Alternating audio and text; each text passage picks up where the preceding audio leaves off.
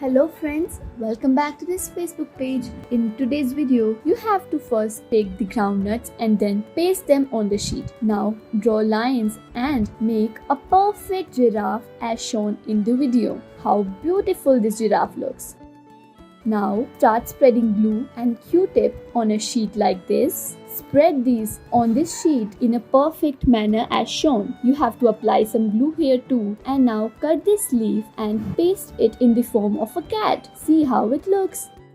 Take these leaves and now empty the nut in this form. Color it and decorate it in the form of a beetle as shown in this video. Place the beetles and complete their look like this.